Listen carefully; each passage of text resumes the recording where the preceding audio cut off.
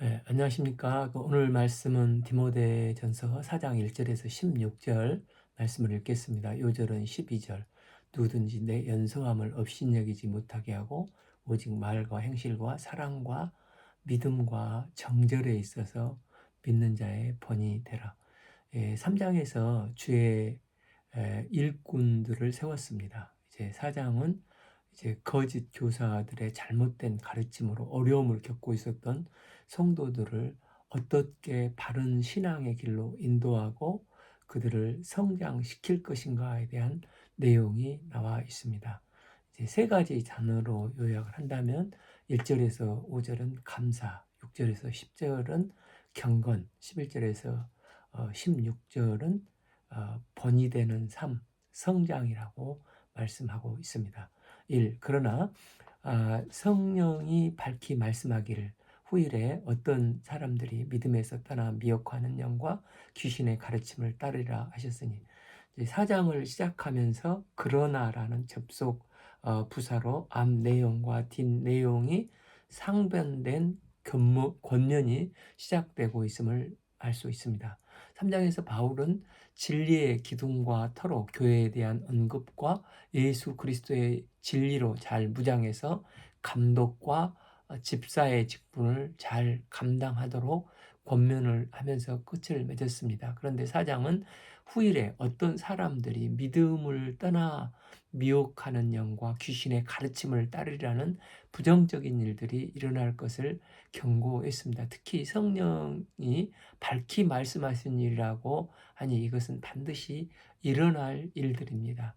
사도행전 20장에서 바울이 에베소 교회 장로들을 모아놓고 고별 설교에서 29절 30절에서 내가 떠난 후에 사나운 이리가 여러분에게 들어와서 양떼들을 아끼지 아니하고 무르 뜯을 거라고 했습니다. 즉 외부에서 들어올 뿐만 아니라 여러분 중에서도 후메네오와 알렉산드처럼 이런 사람들이 나타날 것이라는 것입니다. 이 자기 양심이 화인을 맞아서 외식함으로 거짓말을 하는 자들, 이들은 어떤 자들이냐면 양심에 화인을 맞아서 외식함으로 거짓말하는 자들이라는 것입니다.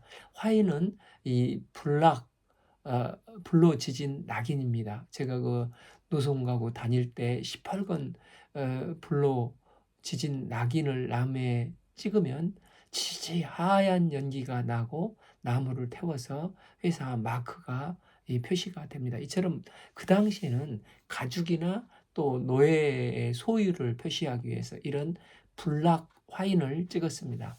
그러니 자기 양심이 화인 맞았다는 것은 곧 사탄의 소유가 되어버렸다는 것입니다. 반대로 사도 바울은 갈라디아서 6장 17절에서 이후로는 누구든지 나를 괴롭게 하지 말라. 내가 내 몸에 예수의 흔적을 가지고 있다고, 나는 예수의 흔적의 스탬프를 찍힌 사람이라고 증거했습니다.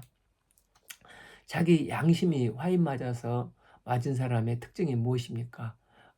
외식을 합니다. 이 외식함은 집 밖에 나가서 근사한 외식을 말하는 게 아니라 가면을 쓰고 연기를 하며 거칠애를 한다는 것입니다. 양심이 화인을 맞았으니 거짓말을 해도 전혀 죄의식을 느끼지 못하고 믿는 척, 거룩한 척, 표리부동한 삶을 산다는 것입니다. 이런 자들은 하나님께서 주신 선한 마음이 전혀 남아있지 않고 양심이 빼빼 마른 낡은 가죽부대처럼 굳어져 악을 행하면서도 자신이 잘못한 것을 전혀 생각지도 않는 자들입니다. 당시 가장 대표적인 이단이 영적인 것은 선하고 육체적인 것은 악하다는 영지주의자들이었습니다. 이런 전제를 가지고 세상을 보면 두 가지 세계관이 나오는데, 하나는 스토아 학파로, 또 하나는 에피쿠루스 학파로, 이제 에피쿠루스 학파는 쾌락주의, 또 스토아 학파는 금욕주의입니다. 그런데 근본 뿌리는 영지주의입니다. 쾌락이라는 육체가 아무리 쾌락을 몰두해도 즐겨도 더러운 영혼을 영혼을 더럽힐 수가 없다는 사고방식입니다. 또한 금욕주의는 육체는 더럽기 때문에 자꾸만 억압해야 영혼이 깨끗해진다는 것입니다. 육체는 악하기 때문에 육체가 원하는 것은 다 거부해야 하고 거룩한 것이 된다고 주장하는 게 금욕주의자들입니다. 그러므로 이 금욕주의자들이 이제 영지주의자들이 된 것입니다. 그러므로 의식주를 해결하려고 하는 본능도 나쁜 것이고 남녀가 서로 사랑하는 것도 나쁜 것이 되는 것입니다. 이렇게 음식을 죄악시하고 결혼생활도 죄악시했습니다. 그러나 창세기 1장에서 하나님은 지으신 모든 것을 보시고 선하다 하시고 기뻐하셨습니다. 2장에서 하나님은 결혼을 창조하시고 둘이 한 몸이 될지라, 이게 에덴의 클라이막스가 되게 하셔서 가정을 이루시고 남녀가 자녀를 낳고 생육하고 번성하여 충만하도록 인간에게 최초의 복을 주셨습니다. 그리고 창세기 1장 29절에서 모든 것을 식물로 주셨다고 했습니다. 그런데 양심에 화인 맞은 자들은 하나님이 주신 선한 마음이 전혀 남아있지 않고 양심이 빼빼 마른 낡은 가죽 부대처럼 굳어져서 악을 행하면서도 자신이 잘못하는 것을 전혀 기억지도 못하고 있는 것입니다. 양심에 화인 맞은 자들은 그들이 행하며 가리키는 것이 무엇입니까? 3. 혼인을 금하고 어떤 음식물은 먹지 말라고 할 터이나 음식물은 하나님이 지으신 바니 믿는 자들은 진리를 아는 자들이 감사함으로 받을 것이니라. 그러니까 거짓 교사들의 가르침은 굉장히 다양하고 허탄한 신화, 족보 이야기를 끝없이 늘어놓고 덧붙였습니다. 덧붙이는 이유는 자기 자랑을 하려고 그랬습니다. 마치 이 바리새인의 기도처럼 자꾸 뭔가를 덧붙입니다. 나는 일주일에 이틀을 금식을 하고 저 세리와도 같지 아니함을 감사하고 박하 등 조미료까지 11조를 냅니다. 하면서 자기 광을 냅니다. 그 중에 하나가 좀 있어 보이려고 유대교의 한 정파인 SNF파의 영향으로 이제 스님이나 신부들처럼 음주와 혼인을 금하고 과행을 강조하며 거룩한 척 연기를 했습니다. 또 어떤 음식물을 먹어도 되고 어떤 음식물을 먹으면 안 된다고 강조하면서 자신은 해박하고 거룩해 보이려고 하는 것입니다. 또 날과 달, 절기 같은 것들을 열심히 지키고 이런 것들을 통해서 자신의 믿음 좋음과 거룩함을 드러내고자 거짓 연기를 하는 것입니다. 한 걸음 더 나아가 율법주의자들은 진리 대신 예수님 한 분으로 충분한데 할례와 율법 행함 이것저것 다 갖다 붙여야 한다는 것입니다. 오늘날도 많은 이단들이 있습니다. 교인들에게 경건과 또 무소유를 주장하고 헌신과 헌금을 강요합니다. 그러면서 자신들은 뒤돌아서서 거룩한 척 하면서 쾌락을 즐기면서 거짓으로 자행자지하는 자들입니다. 4. 하나님께서 지으신 모든 것이 선함에 감사함으로 받으면 버릴 것이 없나니. 하나님께만 쓰는 두 가지 단어가 있는데 하나는 창조, 크리에이티와 영광입니다. 이 영광의 동의어가 선한 일이지 않습니까?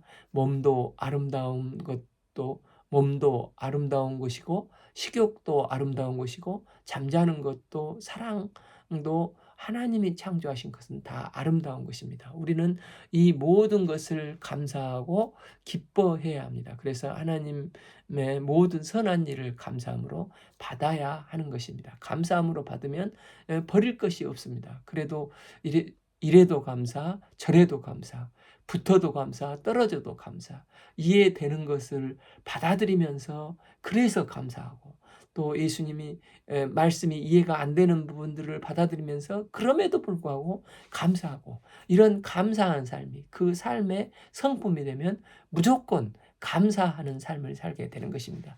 진리는 오직 예수님이기 때문에 그렇습니다. 그래서 핵심은 감사함으로 받으라는 것입니다. 하나님의 말씀과 기도로 거룩하여짐이라.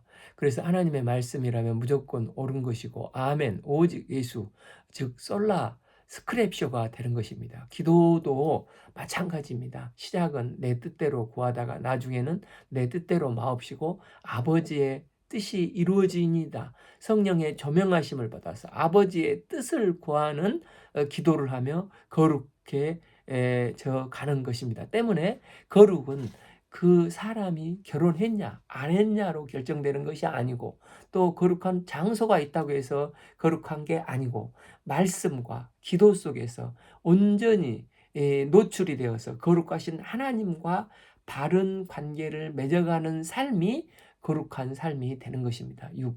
내가 그것으로 형제를 깨우치면 그리스도 예수의 좋은 일꾼이 되어 믿음의 말씀과 내게 따르는 좋은 교훈으로 양육을 받으리라. 여기서 이것이란 5절 하나님의 말씀과 기도를 말씀합니다. 목회자로서 성도들을 바르게 인도하는 방법은 말씀과 기도를 깨우치는 것입니다.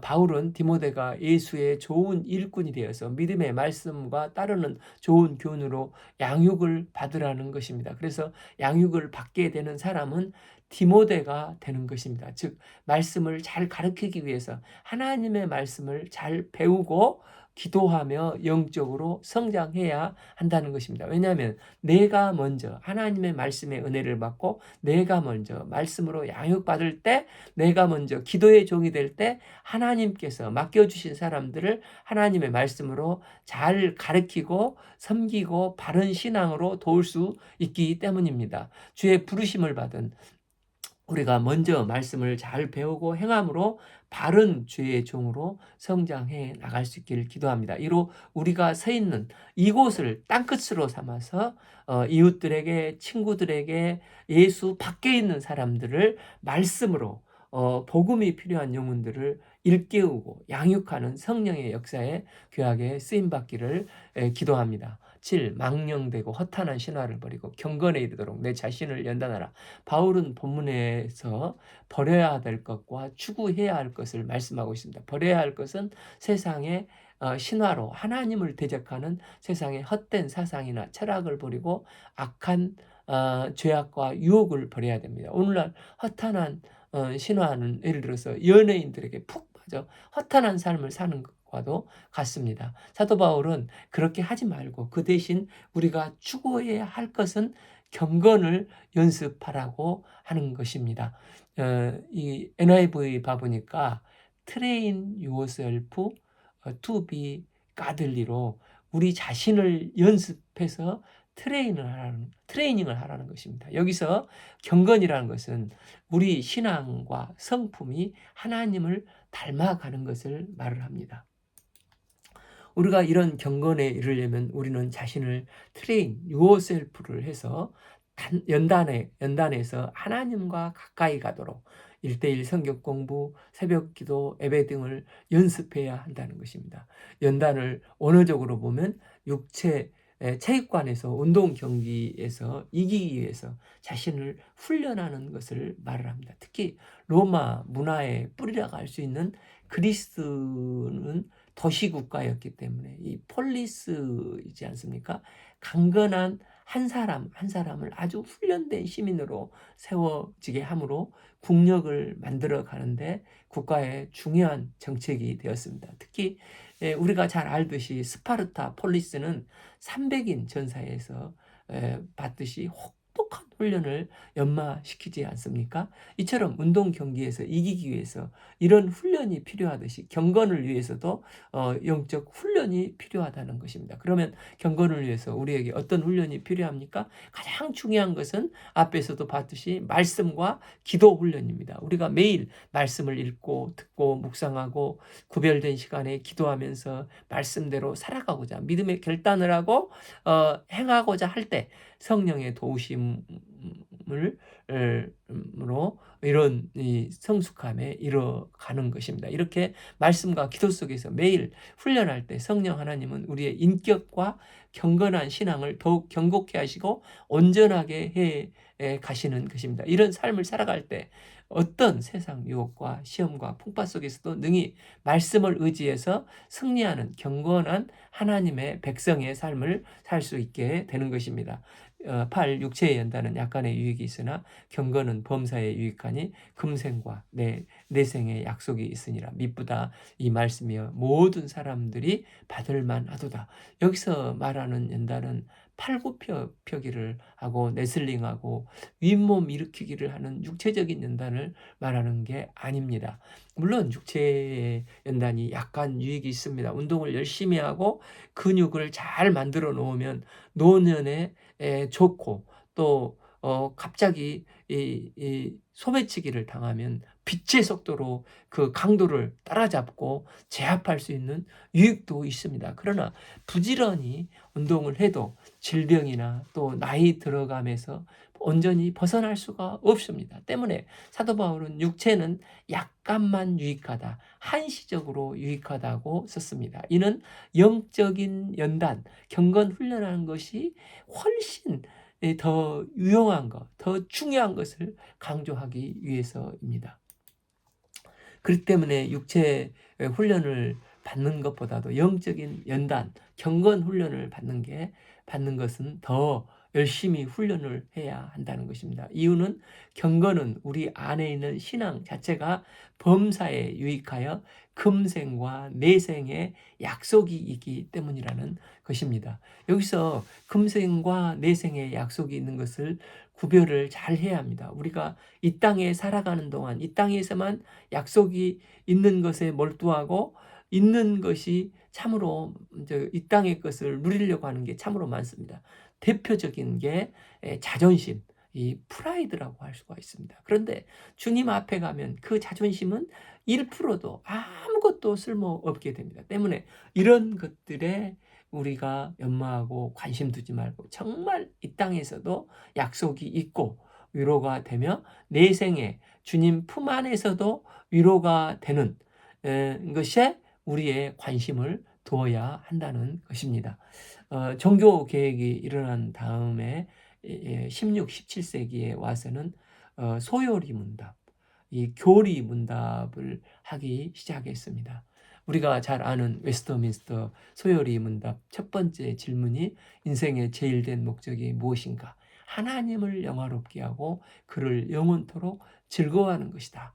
이처럼 하나님은 누구십니까? 질문하면 성삼위 하나님은 이런 분이십니다. 라고 답하는 훈련을 많이 했습니다. 그 중에서 특히 하이델베르그 요리문답 첫 번째 질문이 뭡니까? 살아서나 죽어서나 당신의 유일한 위로는 무엇입니까? 입니다. 그 답이 살아서나 죽어서나 나는 나의 것이 아니요 몸도 영혼도 나의 신실하신 구주 예수 그리스도의 것입니다. 라고 고백을 하는 것입니다. 이것을 쉽게 요약하면 내가 그리스도에게 속했다는 사실이 이 땅 금생에서도 나의 위로가 되시고 내생 주님 앞에 갈 때도 나의 위로가 영원히 된다고 고백을 하는 것입니다.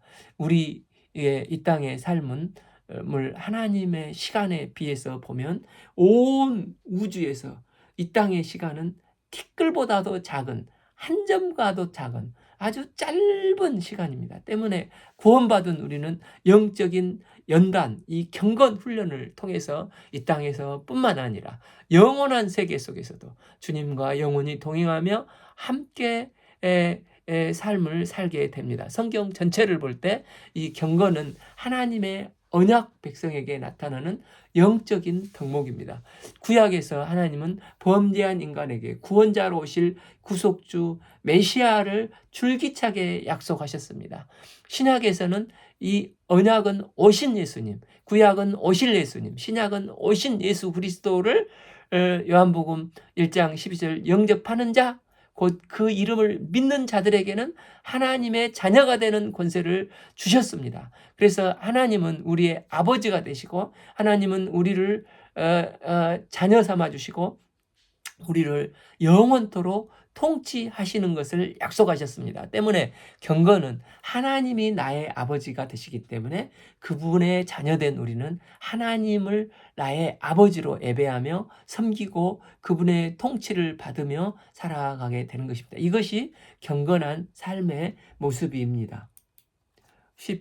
이를 위하여 우리가 수고하고 애쓰는 것은 우리 소망을 살아계신 하나님께 두매니 곧 모든 사람이 특히 믿는 자들의 구주시니라. 십자가도 경건도 결코 쉬운 일이 아니고 좁은 길 좁은 문입니다. 그러나 우리 소망을 살아계신 하나님께 둘 때 우리 주 되신 예수님은 우리의 주요 그리스도가 되십니다. 우리를 불꽃 같은 눈동자로 지키시고 보호하시고 인도하십니다. 이는 예수님을 주요 그리스도로 믿고 고백한 자들을 하나도 빠짐없이 구원하시겠다는 하나님의 강력한 의지의 표현이라고 할 수 있습니다. 10일 너는 이것들을 명하고 가르치라 말씀하고 있습니다. 12 누구든지 내 연소함을 업신여기지 못하게 하고 오직 말과 행실과 사랑과 믿음과 정절에 있어서 믿는 자의 본이 되어 13 내가 이를 때까지 읽는 것과 권면하는 것과 가르치는 것에 전념하라. 당시 사도 바울은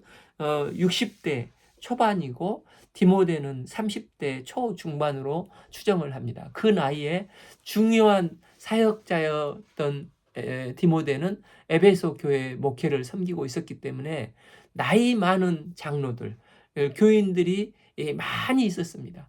디모데 연소함에 대한 우려가 그래서 사도 바울은 컸던 것 같습니다. 특히 에베소 교회 지도자들 중에서도 잘못된 가르침을 전하는 그 이단들은 아마 나이가 많은 사람들이었을 건데 디모데가 말과 행실 때문에 그들에게 업신여김을 받으면 복음이 위축이 될 것 같은 그렇기 때문에 그렇지 않도록 하기 위해서 바울이 디모데에게 여러 우려를 넘어서서 공동체를 잘 목양하고 잘못된 가르침에서 교회를 보호할 수 있을 것을 권면을 하고 있습니다. 그래서 가장 중요한 말씀은 본이 되라는 말씀입니다. 본이 되라는 것은 말로만 가르치는 게 아니라 삶의 모델이 되라는 것입니다. 진짜 영향력은 내가 가르치는 대로 살아가는 것이기 때문입니다. 그러면 우리는 어떻게 살아야 삶의 본이 되는 삶을 살 수 있겠습니까?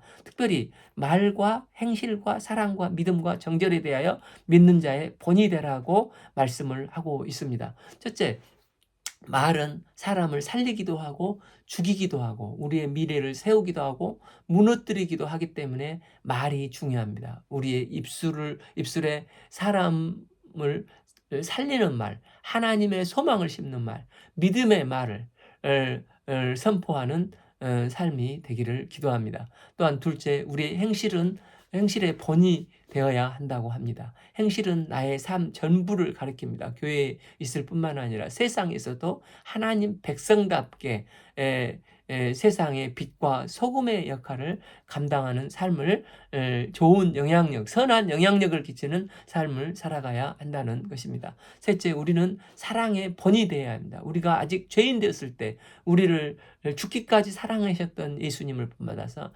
하나님께서 나에게 보내주신 사람을 예수님의 이 목자의 마음으로 사랑하고 섬겨야 한다는 것입니다. 넷째, 우리는 믿음의 본이 되어야 됩니다. 눈앞에 있는 현실을 따라 사는 인생이 아니라 현실을 넘어서 하나님의 꿈과 비전을 바라보는 믿음으로 전진하는 인생이 되어야 하는 것입니다.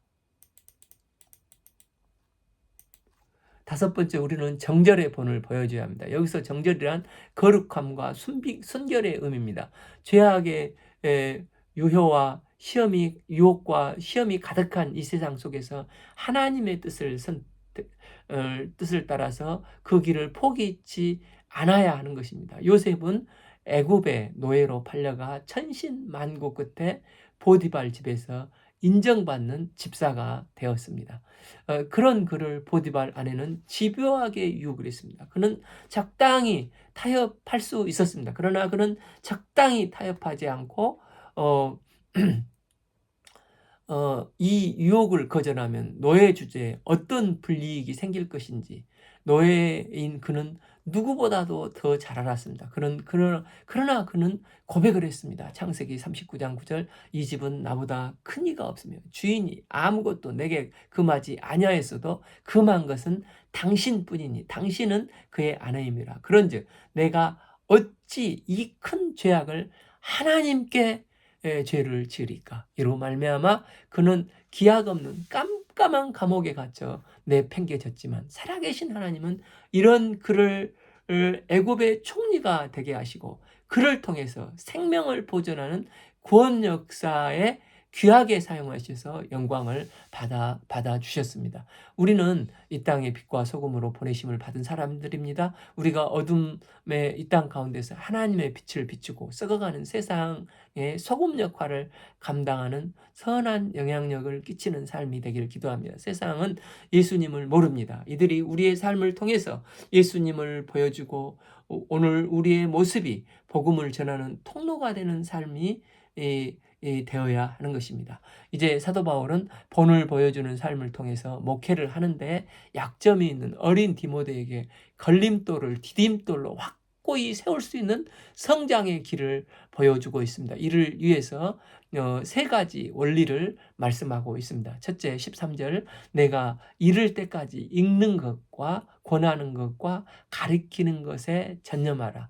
읽는 것은 성경 말씀을 다독하고 정독하고 성경 통독을 하라는 것입니다. 권하는 것은 삶에서 우러나오는 것으로 저 사람은 인격이 훌륭한 사람이구나. 저 사람의 말은 믿음직한 사람이구나. 마치 차가 우러나오듯이 녹차가 우러나오듯이 우러나오는 삶 속에서 그 다른 사람에게 권하는 것입니다.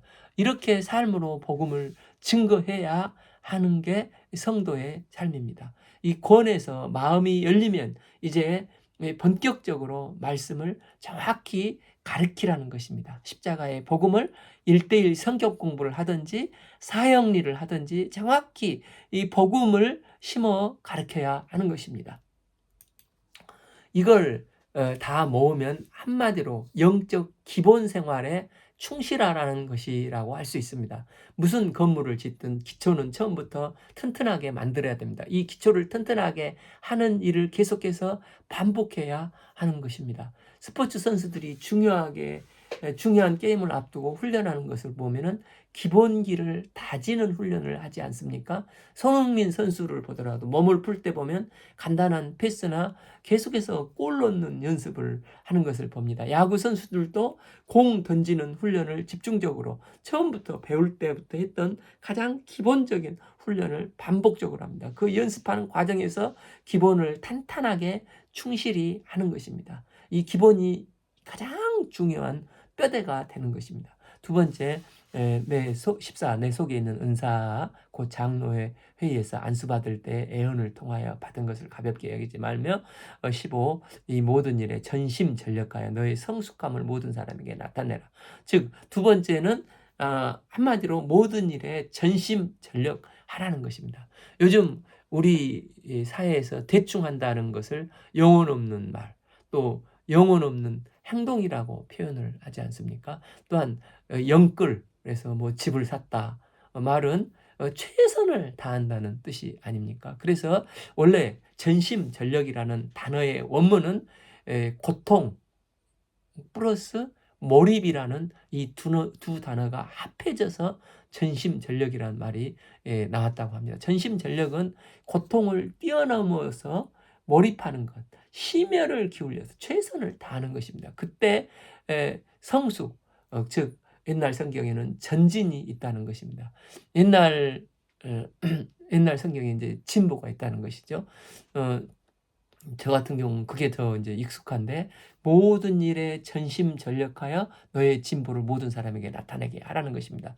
우리가 100% 전심전력하여 최선을 다하면 자신도 모르게 내 한계를 뛰어넘어 깨뜨려 버리는 경우를 우리는 삶을 살면서 가끔 체험을 합니다. 사실 내가 어느 정도 할 수 있는지 잘 모르지 않습니까? 그래서 내게 있는 모든 것을 바닥까지 긁어서 철두철미하게 전심전력하여 갈 때까지 가보라는 것입니다. 그러면 나도 모르게 집착이 아니라 애착이 생기고 깜짝 놀라는 게 굳어져 있던 껍데기가 깨져버리는 힘이 생길 수 있다는 것입니다. 여기서 은사가 나오는데 몇 가지 특징이 있는 것 같습니다. 내게 있는 은사가 있으면 이 은사가 있는 일을 잘하게 됩니다. 이로 그 은사가 있는 사람은 그 일을 할 때 처음부터 두각을 나타냅니다. 또한 그 은사가 있는 사람은 그 일을 할 때 재미있게 합니다. 또한 은사가 있는 일을 할 때 계속해서 창의적인 아이디어가 막 솟아납니다. 반면 그 일에 은사가 없는 사람은 계속 하지만 다람쥐 쳇바퀴 돌듯 반복해서 하는데, 은사를 가진 사람은 이 반짝반짝 이 창의적인 일이 팍팍팍 떠오르는 것입니다. 하나님은 주의 일을 하는 일꾼들에게 각자에게 맞는 이 합당한 은사를 각기 종류대로 주셔서 주의 일을 하고 또 세상을 살아가기에 충분한 은사를 허락하여 주셨습니다. 그래서 은사를 찾아서 전심전력 하는 삶을 살 때 주님은 교회 안에서든지 혹은 밖에서든지 늘 승리하는 삶을 살게 된다는 것입니다. 그러면서 은사를 따라 전심전력할 때 조심해야 될 것이 하나 있는데, 그 은사를 가볍게 여기지 말라는 것입니다. 하나님이 주신 은사는 썩혀두지 말고 마르고 닳도록 적극적으로 사용하고 개발해야 한다는 것입니다. 그러나 주의할 것은 은사를 또 너무 함부로 남용해서 사용하면 결코 안 된다는 것입니다. 그래서 전심전력은 우리 삶 속에서 놓쳐서 안 되는 영적인 모습이라 할 수 있습니다. 세 번째, 16, 내가 내 자신과 가르침을 살펴 그 일을 계속하라. 이것을 행함으로 내 자신과 내게 듣는 자를 구원하리라. 즉 계속하라는 것입니다. 본문에서 이 일을 계속하라는 것은 전심전력이 아니라 살피라는 것을 말하고 있습니다. 즉 디모데는 디모데 자신을 살피고 자신이 가르친 가르침을 살피는 일을 계속해야 한다는 것입니다. 자기를 돌아보는 일, 내가 어떤 교훈을 받고 전진하고 나가고 있는가를 늘 중간중간 살피는 일을 계속 하라는 것입니다. 그러할 때 하나님은 그에게 영적 리더십을 계속해서 공급하시고 주의 일에 귀하게 쓰임받는 인생으로 복 주신다는 것입니다. 우리가 연소함이든 연로함이든 내 부족한 점이 많이 있을 수 있습니다. 그러나 이 세 가지 기본 충실하고 전심전력하여 계속하는 영적 원리를 지키고 행할 때 하나님은 우리의 인생을 축복하시고 맡기신 일을 능히 감당할 은혜를 부어주신다는 것입니다. 기도하옵기는 우리가 읽는 것, 권하는 것, 가르치는 것의 기본을 감당하고 모든 일을 하여도 전심전력하여 진보를 보이고 자신과 자신의 가르침을 자신에게 가르치는 것을 계속해서 살피는 성숙한 성도들이 되어가길 기도합니다. 오늘 말씀은 4장 1절에서 16절 4장 말씀을 읽었습니다. 감사합니다.